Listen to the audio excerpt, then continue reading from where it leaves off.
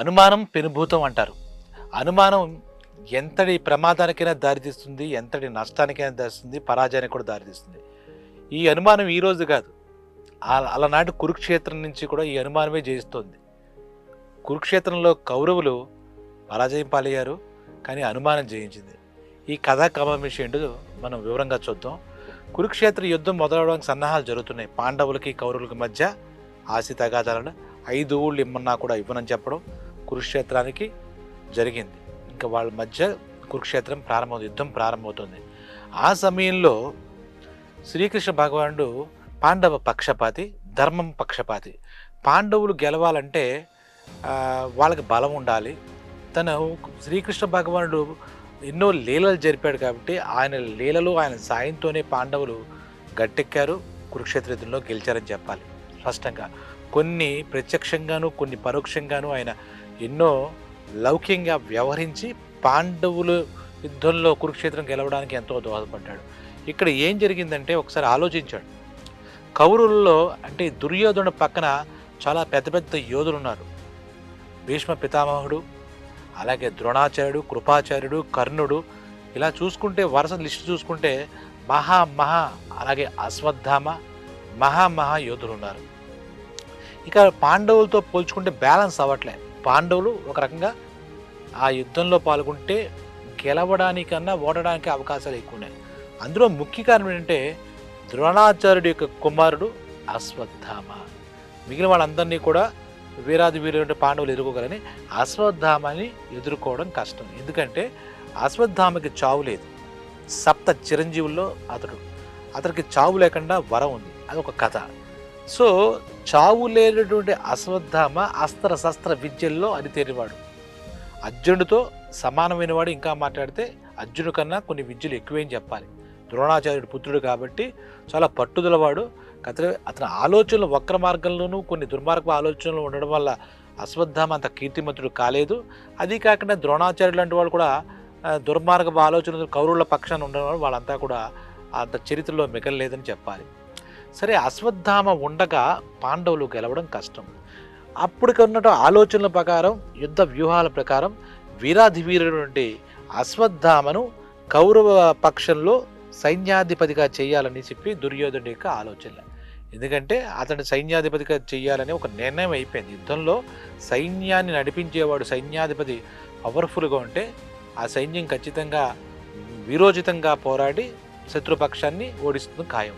So చిరంజీవిగా వరం ఉన్నవాడు, అంటే చావు లేనివాడు మన అశ్వత్థామాని పెడదామని చెప్పి ఈ దుర్యోధనుడు ఆ సైన్యాధిపతి పోస్టుగా అశ్వత్థామాని ఫిక్స్ చేసి కూర్చున్నాడు. కృష్ణ భగవానుడిగా ఆ విషయం తెలిసి ఒకవేళ అశ్వత్థామ కనుక కౌరవుల పక్షాన సైన్యాధిపతిగా ఉంటే పాండవులు కురుక్షేత్రంలో యుద్ధం గెలవడం చాలా కష్టం. అతడిని నిలువరించలేము. ఎందుకంటే అస్త్రశస్త్ర విద్యల్లో అరితేరినవాడు, పైగా చావు లేకుండా చిరంజీవిగా వరం పొందినవాడు.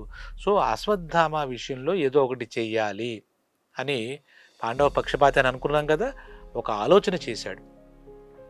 చేసింది తడుగా ఇంకెవ్వరికీ ఏమీ చెప్పకుండా పాండవులకు మంచి చేయాలనుకున్నప్పుడు పాండవులతో చర్చించడం ఎందుకు, ఆయన మంచి ఆయన చేసుకుంటూ వెళ్ళిపోతూ ఉంటాడనమాట. ఈ కౌరవ సభకి దుర్యోధనుడి సభలు తీరి ఉండగా ఈ యుద్ధ తంత్రాలు వ్యూహాలు చేస్తూ ఉండగా అక్కడికి వెళ్ళాడు శ్రీకృష్ణ భగవానుడు. వెళ్ళిన వెంటనే వాళ్ళంతా ఆయన్ని ఆదరించి శ్రీకృష్ణ వచ్చావని పలకరింపులు అవి జరుగుతున్న సమయంలో ఆ రాజ్యసభలో ద్రోణాచార్యుడు, కృపాచార్యుడు, ఇందాక మనం చెప్పుకున్న కర్ణుడు, అలాంటి వీరాధి వీరులంతా ఉన్నారు. అశ్వత్థామ కూడా పక్కన కూర్చున్నాడు. వాళ్ళందరినీ ఒకసారి పలకరించి, అశ్వత్థామ ఒక్కసారి నాతో రా అని పలకరింపుగా అశ్వత్థామని పిలిచాడు. కృష్ణ భగవానుడు పిలిచాడు కదా అని చెప్పి బయటికి వెళ్దామని చూస్తే దుర్యోధనుడికి అసలు అశ్వత్థామను కృష్ణుడు ఎందుకు పిలిచాడు, కృష్ణుడు అశ్వత్థామని బయటికి రమ్మని ఎందుకు పిలిచాడని చెప్పి అక్కడ ఒక అనుమానం మొదలైంది. ఆశ్చర్యం చూడండి. అరే ఎందుకు పిలిచాడు, ఊరికే మాట్లాడడానికి పిలిచాడు, మీరు చెప్పడానికి పిలిచాడేమో అనుకోలే. ఒక అనుమానం. మనం సైన్యాధిపతిగా పెట్టుకుంటామన్న అశ్వత్థామని తన పక్షంలో అంటే పాండవ పక్షంలో టర్న్ చేయడానికి ఈయన తీసుకెళ్తున్నాడా, శ్రీకృష్ణుడు మనం నమ్మలేము పాండవ పక్షపాతి అని అలా ఆలోచిస్తూ కూర్చున్నాడు. ఈలోగా ఏం చేశాడు, చాలా క్యాజువల్గా శ్రీకృష్ణ భగవానుడు ఆ సభ నుంచి కొంచెం బయట దాకా అలా తీసుకువెళ్ళాడు అశ్వత్థామ. తీసుకువెళ్ళిన తర్వాత అశ్వత్థామ మామూలుగా చాలా మామూలుగా మాటల్లో అశ్వత్థామ ఎలా ఉన్నా అంతా బాగానే ఉందా, అన్నీ మంచిగా జరుగుతున్నాయా అని చెప్పి మాట్లాడుతూ, ఈయన చాలా సూత్రధారి, ఈయన మామూలు మాయా వివరంగా ధర్మాన్ని గెలిపించడానికి ఎన్ని మాయలని చేసాడని చెప్పాలి, కృష్ణమాయ అంటారు దాన్నే. ఆయన చేతికి ఉన్నటువంటి ఒక ఉంగరాన్ని తీసి కింద పడేశాడు. కింద పడిపోయినట్టుగా ఇలా చూసుకుంటున్నాడు. చూసుకునేసరికి అశ్వత్థామ అయ్యో మన కృష్ణుడు ఉంగరం పడిపోయిందని అలా నేల మీద తీసి ఆ ఉంగరాన్ని ఇలా పెట్టుకున్నాడు. పెట్టుకుంటే ఈ శ్రీకృష్ణుడు ఏం చేశాడు, ఒకసారి ఆకాశం పైకి ఇలా తల పైకెత్తి ఆకాశం వైపు చూశాడు. ఏమిటి ఈయన పైకి చూస్తున్నాడు ఏమిటి అని చెప్పి ఈయన కూడా ఆ ఆకాశం వైపు చూస్తే కృష్ణ కూడా అలా ఆకాశం వైపుకి అశ్వత్థామని ఏదో చూపించాడు. నేను అదేంటి అంటే ఏమీ లేదు అన్నాడు అశ్వత్థామ. ఓకే ఓకే అని చెప్పేసి ఇదంతా ఒక కపట నాటకం, కృష్ణుడి యొక్క ఇందాక చెప్పుకున్నట్టు. ఒక్కసారేమో నేల మించి ఉంగరం తీశాడు, అక్కడేమో ఆకాశం వేసి అలా ఏదో చూశాడు. ఈ రెండూ కూడా ఇతను అశ్వత్థామ కృష్ణుడు చేస్తున్న సంఘటనలన్నీ దూరం నుంచి కనపడకుండా దుర్యోధనుడు పరిశీలిస్తున్నాడు. ఏం జరుగుతుంది అక్కడ ఏం జరుగుతుంది, అశ్వత్థాముడు కృష్ణ కలిసి ఏం చర్చిస్తున్నారు, ఏం పథకాలు రచిస్తున్నారు, మనకి ఏమన్నా ఇది తవ్వేస్తున్నారా గుయ్య అన్నట్టుగా. ఆల్రెడీ బయటికి రమ్మన్నప్పుడే అనుమానం అనగా ఈ అనుమానం క్రమేపీ ఈ చేష్టల వల్ల వాడికి ఏం అర్థం కావట్లేదు. కింద ఇలా వంగున్నాడు, అలా పైకి చూస్తున్నాడు అశ్వత్థామ. ఆ తర్వాత ఏం చేశాడు, కృష్ణుడు ఉంగరం తన చేతిలో ఉంది కదా, కృష్ణ భగవానుడి చేతిని ఇలా తీసి ఆ చేతికి ఇలా ఉంగాడు. ఇదంతా ఈ దుర్యోధనుడికి అనుమానం ఫిక్స్ అయిపోయి ఓహో తన పక్షాన చేరమని, అంటే పాండవ పక్షాన చేరమని అశ్వత్థామని ఒప్పించాడు. దానికి నింగి నేల, అంటే నింగి అంటే ఆకాశం, నేల సాక్ష్యంగా తన చేతిలో ప్రమాణం చేయించుకున్నాడు. ఇక అశ్వత్థామ మన పక్షాన ఉన్నా మనకు నష్టమే తప్పితే కీడే తప్పితే మనకి ఏం ఒరగేది లేదు అనే ఒక అనుమానానికి ఒక ఫిక్స్ అయ్యాడు. ఇందాక చెప్పుకున్నాం కదా, అనుమానం పెనుభూతం అని చెప్పేసి. అక్కడ వాస్తవంగా జరిగింది వేరు. ఆయన ఉంగరం పడిపోయింది, తీశాడు, ఆకాశంలో అదేమిటన్నట్టు అలా చూశాడు. ఆ పైకి కిందంటే నింగి నేల సాక్షిగా ఆయన ఉంగరం తొడిగాడు కదా, ఇలా చేతికి తొడిగినప్పుడు చేతిలో ప్రమాణం చేశాడు. ఇవే కనపడ్డాయి ఆలేళ్ళే. అందుకే మనం కంటి చూసినా అన్నీ నమ్మలేం, కొన్ని నిజం అనుకుంటాం, మన నీడే మనం మోసం చేస్తుంది. అనుమానం పెనుభూతం అంటారు. అందుకే అలా చూసేసరికి వచ్చేసాడు. మామూలుగా కృష్ణుడు అందరినీ మళ్ళీ పలకరించి నేను వెళ్ళొస్తాను అన్నాడు. ఎందుకంటే ఆయన పని అయిపోయింది కదా, అక్కడ చేయాల్సిన కార్యం అంతా చేశాడు కదా. ఆ దుర్యోధనుడు అనుమానం కలిగింది. ఇక వచ్చిన తర్వాత అప్పటిదాకా సైన్యాధిపతి పదవి అశ్వత్థామకి ఇద్దాం అనుకున్నటువంటి ఈ దుర్యోధనుడు తన దుష్ట చతుష్టయమంతా ఉంటారు కదా, దుశ్శాసనుడు, కర్ణుడు, శకుని వీళ్ళందరితో కలిసి అశ్వత్థామ పార్టీ ఫిరాయించాడు. ఇప్పుడే శ్రీకృష్ణుడికి మాట ఇచ్చాడు, ప్రమాణం కూడా చేశాడు.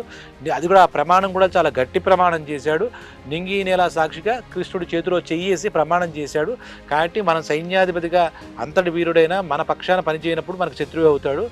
మన దగ్గర ఉండి మనకు ఎగనిస్ట్గా పాండవులకి పనిచేసి పెడతాడు. కాబట్టి సైన్యాధిపతిగా వద్దనుకుంటున్నానని చెప్పి తనకు కలిగిన అనుమానాన్ని మిగిలిన దుష్టం పెద్దలందరికీ చెప్పాడు. తో సైన్యాధిపతి పదవి అశ్వత్థామకి ఇవ్వకూడదని నిర్ణయానికి వచ్చేసారు. మొత్తానికి ఇవ్వలేదు.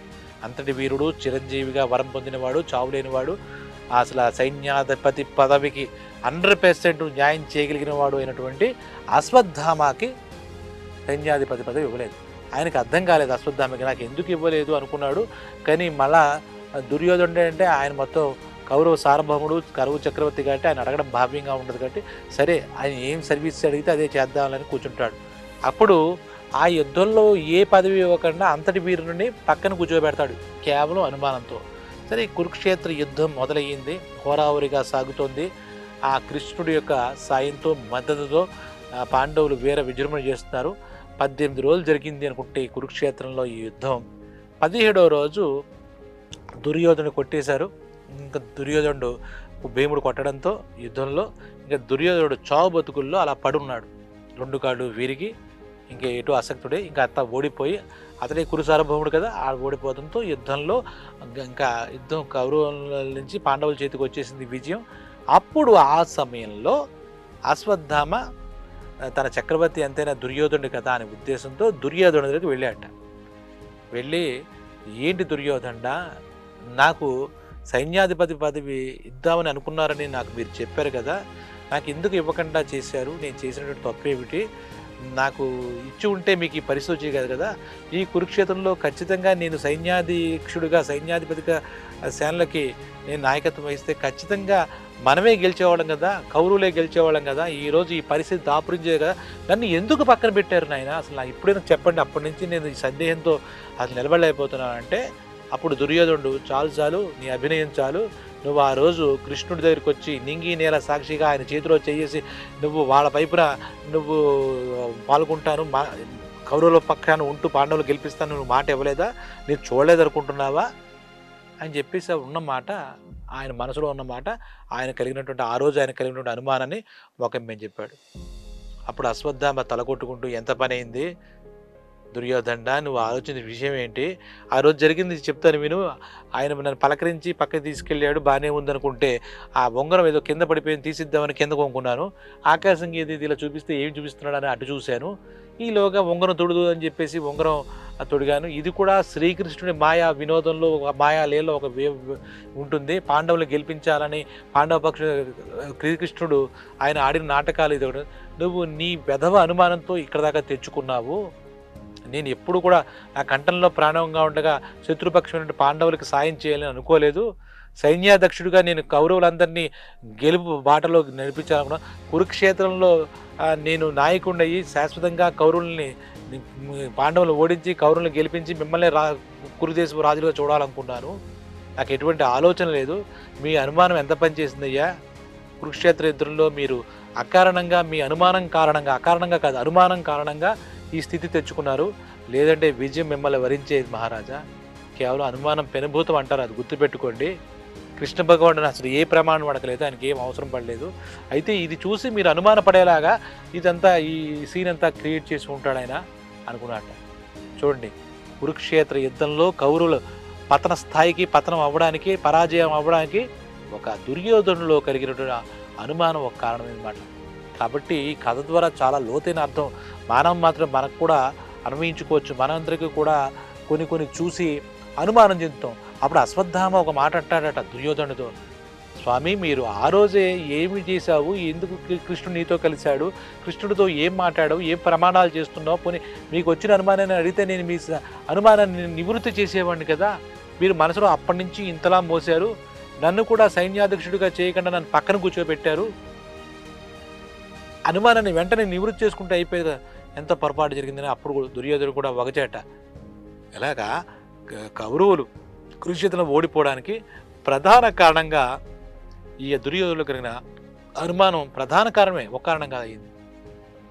నిజంగా అశ్వత్థామ సైన్యాధ్యక్షుడు అయ్యి ఉంటే గెలుపు 100% కౌరవులో ఉండేది.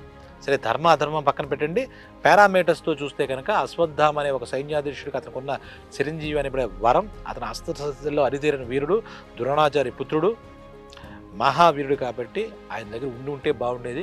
దుర్యోధనుడు చేజేతుల తనలో దొరికినటువంటి అనుమానంతో తను అశ్వత్థామని పక్కన పెట్టాడు. అదే రకంగా పరాజయాన్ని కొని తెచ్చుకున్నాడు. మనం కూడా మన జీవితంలో అనుమానాలు మనకి కలుగుతాయి, దుర్యోధనుడు కలిగినట్టే మనకి కలుగుతుంటాయి. అనుమానాలతో మనం ప్రమాదాలు కొని తెచ్చుకోకూడదు, అలాగే బంధాలు పాడు చేసుకోకూడదు.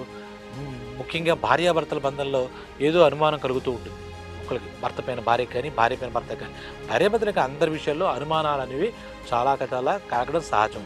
వాటిని మనం అప్పటికప్పుడు నివృత్తి చేసుకోవాలి తప్పి మనలోనే పెట్టుకుంటే ఆ మంట, అనుమానం అనే ఆ మంట మనల్ని జ్వలింపజేస్తుంది, మన జీవితాలను పాడు చేస్తుంది. ఇక్కడ చూడండి, మొత్తం కౌరవుల యొక్క నాశనానికే దుర్యోధనుడికి అనుమానం కారణమైంది. కురుక్షేత్ర యుద్ధంలో పరాజయం పొందడానికి, చావు కొని తెచ్చుకోవడానికి అశ్వత్థామపై కలిగిన ఒక అనుమానం కారణమైంది. కాబట్టి మనం కూడా ఈ కథలో ఉన్నటువంటి ఆ నీతిని తీసుకుని అనుమానాలు కలగద్దని అనట్లే, అనుమానాలు నివృత్తి చేసుకోవాలి తప్ప వాటిని మనసులో పెట్టుకుని మనం కోరి ప్రమాదాలు తెచ్చుకోకూడదు అన్నమాట. దీనికి దుర్యోధనులో కలిగిన అనుమానం మనం ప్రధానంగా చెప్పుకోవచ్చు అనమాట. కారణాలు ఎన్నుంటే అక్కడ కృష్ణుడు పాండవులను గెలిపించడం కోసం చేసినటువంటి చిన్న లీల ఇది. అలాగే మన జీవితంలో కూడా సరదా కోసం, ఇంకోటి కోసం మన జీవితాల్లో కూడా మంటలు పెట్టేవాడు ఉంటారు. ఇప్పుడు కృష్ణుడు ఒక పర్పస్గా వేస్తే నిజ జీవితంలో వాళ్ళ స్వలాభం కోసం లేదా వాళ్ళ ఆనందం కోసం ఇద్దరు వ్యక్తుల మధ్య గొడవ పెట్టడానికి ఎన్నో అనుమానాలు సృష్టిస్తారు. అనుమానాలకు మనందరం కూడా తలగకూడదు, నివృత్తి చేసుకోవాలి. ఎదురు వ్యక్తి మీద మనకు అనుమానం కలిగినప్పుడు దాన్ని నివృత్తి చేసుకుంటే మన జీవితం హాయిగా ఉంటుంది, మన జీవితంలో విజయం మనం పొందుతాం. లేదంటే ఆ దుర్యోధనుడు కురుభవ సార్వభౌముడు దుర్యోధనుడు ఎలాగైతే కుక్క చావు తెచ్చాడో మన జీవితంలో కూడా ఎటువంటి సుఖ సంతోషాలు లేకుండా మనం కూడా ఇబ్బందుల్లో పడతాం, ప్రమాదంలో పడతాం. అందుకే పెద్దలు నిర్వచించిన విషయం ఏంటంటే జ్ఞానుడు అంటే అనుమానం పెనుభూతం. పెనుభూతం అంటే కబళించే భూతం. కాబట్టి అనుమానం దూరకు వెళితే ఈ పరిస్థితి వస్తుంది. కాబట్టి అనుమానాన్ని మన దరికి చేరిపోతే ఆ పెనుభూతం సమస్య ఉండదు. కాబట్టి సుఖంగా ఉండవచ్చు. స్వస్తి.